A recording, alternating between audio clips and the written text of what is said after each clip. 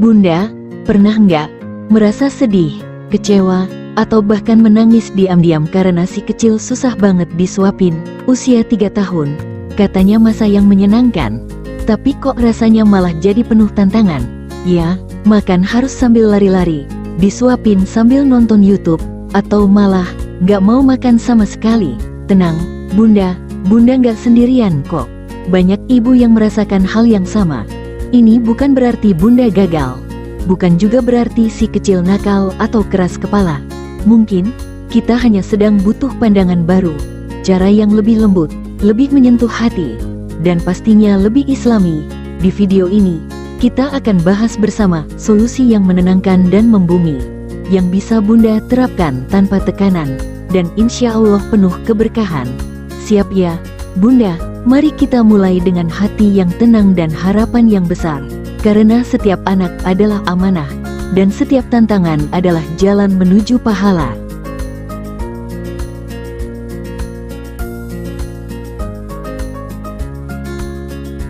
Bunda, anak usia 3 tahun memang sedang berada di fase perkembangan yang sangat aktif.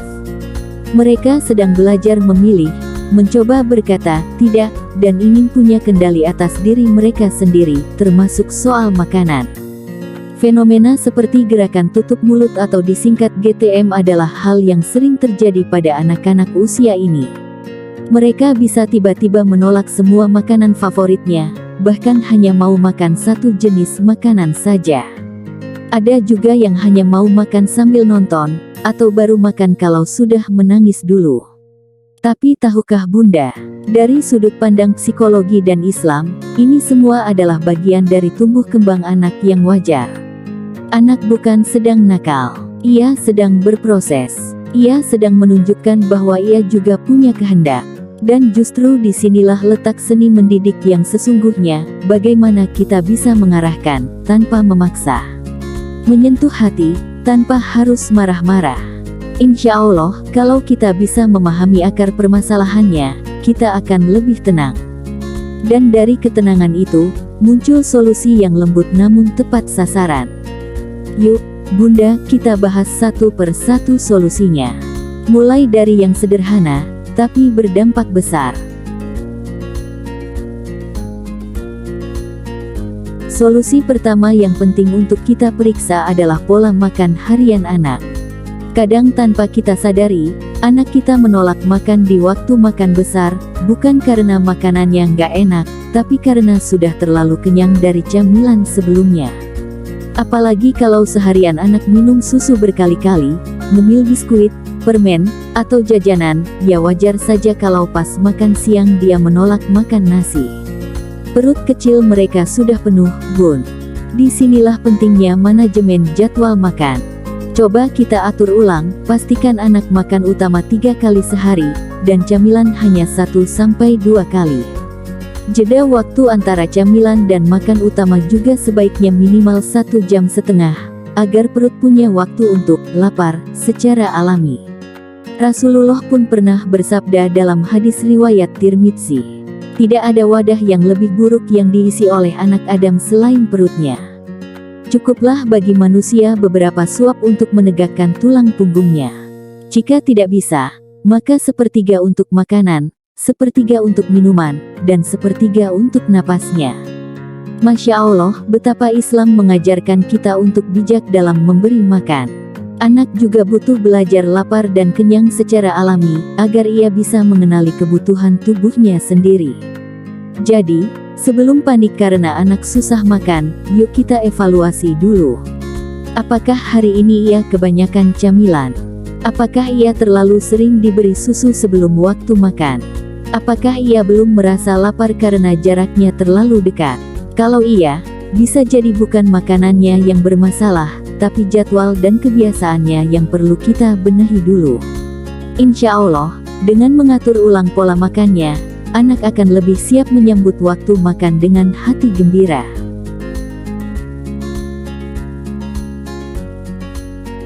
Solusi kedua, Bunda, yang sering kali terlupakan tapi efeknya luar biasa adalah, libatkan anak dalam proses menyiapkan makanan. Iya, betul Bunda, anak kecil memang belum bisa masak. Tapi mereka bisa diajak mencuci sayur, memilih lauk di pasar, atau sekadar menatap piring di meja makan. Aktivitas sederhana ini ternyata bisa menumbuhkan rasa memiliki dan membuat anak lebih tertarik untuk makan. Dalam psikologi anak, ada istilah ownership stimulation, yaitu anak akan lebih terlibat dalam aktivitas jika merasa punya andil di dalamnya. Kalau dia ikut masukkan wortel ke panci, lalu ibunya bilang, "Wah, ini sup buatan kamu nih nak," dia akan merasa bangga. Dan rasa bangga itu bisa berubah jadi semangat untuk mencicipi apa yang dia buat. Dr. Aisyah Dahlan pernah menyampaikan bahwa ketika anak dilibatkan dalam proses, baik itu membersihkan, menata, ataupun membuat, maka ada aktivitas otak yang menyala, membentuk ikatan emosional dengan benda itu. Dalam hal ini, makanan. Dan kalau kita lihat dari sudut pandang Islam pun, Rasulullah seringkali melibatkan anak-anak dalam aktivitas sehari-hari, memberi kesempatan, memberi kepercayaan, dan menumbuhkan rasa tanggung jawab. Coba mulai dari hal sederhana ya, Bunda. Minta si kecil bantu memilih warna sayuran saat belanja. Ajak ia menabur keju di atas telur dadar. Atau biarkan ia memilih bentuk cetakan nasi yang ia suka, bintang, hati, atau mobil kecil. Jadikan waktu di dapur bukan sebagai beban, tapi sebagai momen kebersamaan yang menyenangkan. Karena ternyata, keinginan makan anak bisa tumbuh dari perasaan senang dan dihargai. Insya Allah, makin anak merasa, aku bagian dari proses ini, maka makin terbuka hatinya untuk mencicipi hasilnya.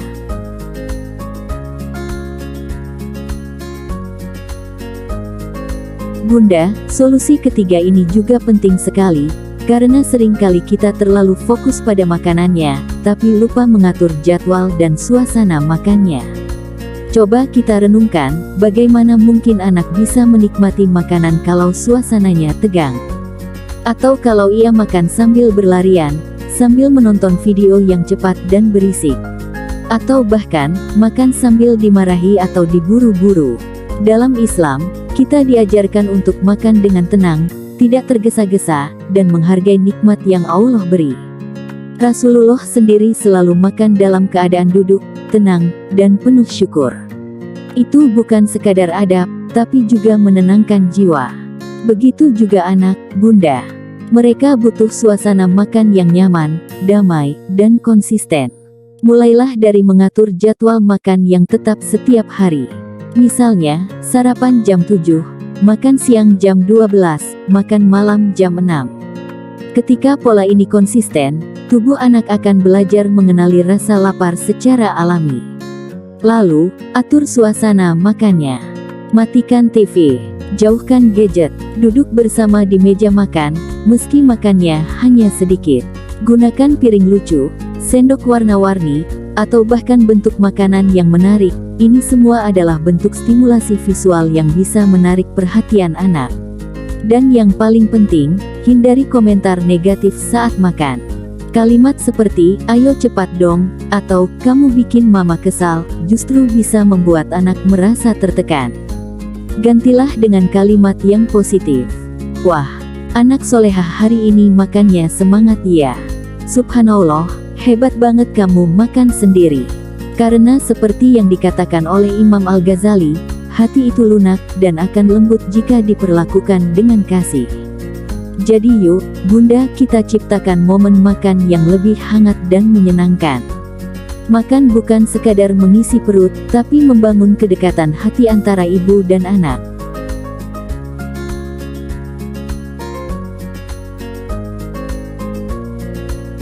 Bunda sayang, dalam perjalanan mendampingi anak makan, satu hal yang paling sering muncul adalah emosi.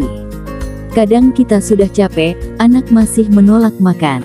Sudah disuapi berkali-kali, tapi tetap dimuntahkan. Hati pun rasanya ingin meledak.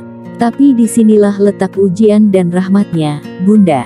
Solusi keempat adalah, hindari memaksa dan marah. Karena saat kita memaksa anak makan dalam keadaan tertekan, bukan hanya tubuhnya yang menolak, tapi hatinya pun bisa menutup. Anak akan mengasosiasikan waktu makan dengan ketakutan, tekanan, bahkan trauma. Padahal, Nabi Muhammad tak pernah sekalipun memaksa sahabatnya makan atau minum.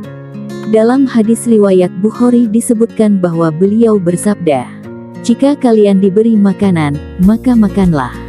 Jika tidak suka, tinggalkanlah." Subhanallah, begitu lembutnya adab yang diajarkan Islam. Maka tak heran jika para ulama dan psikolog juga menyarankan untuk tidak menjadikan waktu makan sebagai ajang konflik. Kalau anak menolak, tarik napas sejenak, tahan amarah, sampaikan dengan nada tenang, "Tidak apa-apa sayang, mungkin kamu belum lapar. Kita coba lagi nanti ya." Dan ini bukan berarti kita menyerah, Bunda, tapi kita sedang membangun suasana hati anak agar lebih siap menerima.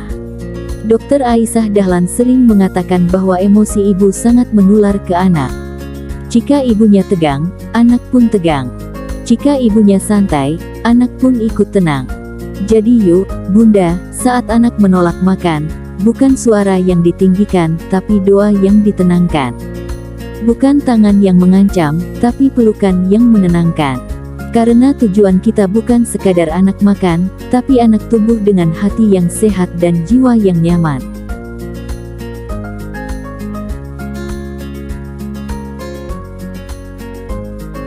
Bunda, kadang kita sudah mencoba semua cara. Mulai dari resep baru, piring warna-warni, hingga mengatur jadwal makan. Tapi tetap saja, si kecil menolak.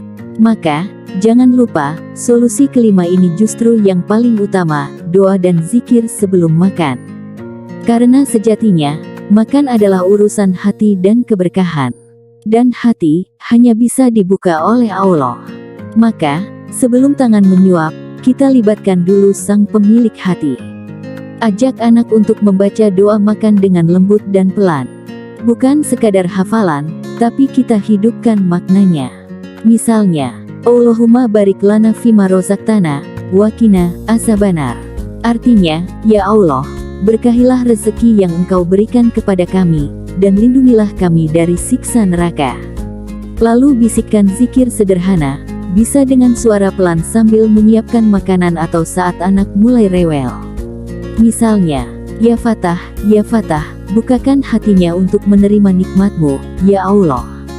Atau bisa juga, ya Razak, ya Latif, lembutkan jiwanya untuk menikmati rezeki yang Engkau beri. Bunda, zikir dan doa bukan hanya untuk menenangkan anak, tapi juga untuk menyejukkan hati kita sendiri. Karena ibu yang tenang, adalah kunci utama dalam proses parenting yang penuh cinta. Garis bawah Dr. Aisyah Dahlan pernah berkata, garis bawah, ibu adalah pusat emosi rumah. Saat ibunya tenang, energi rumah pun ikut tenang. Jadi, yuk biasakan buka waktu makan dengan kalimat baik, doa lembut, dan kehadiran hati. Karena barangkali bukan makanannya yang kurang menarik, tapi hati kita yang perlu disambungkan dulu ke langit.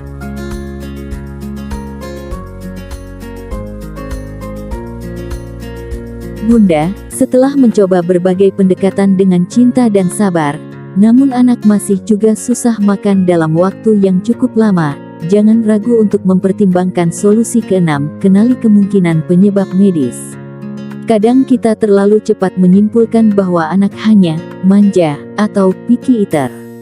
Tapi dalam beberapa kasus, ada kondisi kesehatan yang bisa membuat anak kehilangan nafsu makan, seperti sariawan atau luka di mulut yang membuat makan terasa sakit, infeksi tenggorokan atau batuk pilek yang membuat menelan jadi tidak nyaman, gangguan pencernaan seperti sembelit, perut kembung, atau cacingan, atau bahkan alergi makanan tertentu yang belum terdeteksi.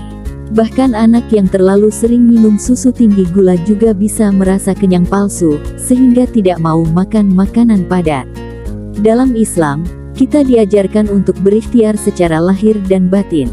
Rasulullah bersabda dalam hadis riwayat Bukhari, sesungguhnya Allah tidak menurunkan penyakit kecuali Dia juga menurunkan penawarnya.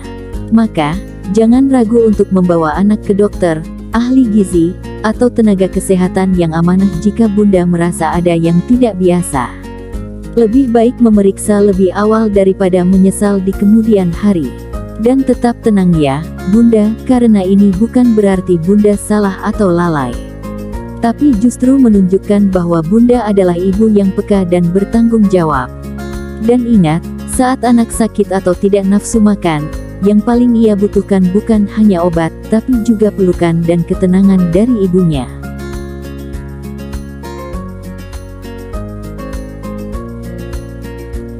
Bunda, solusi terakhir ini adalah penutup dari seluruh rangkaian ikhtiar kita, tapi justru yang paling sering dilupakan yaitu syukuri prosesnya, dan jangan bandingkan anak kita dengan anak orang lain.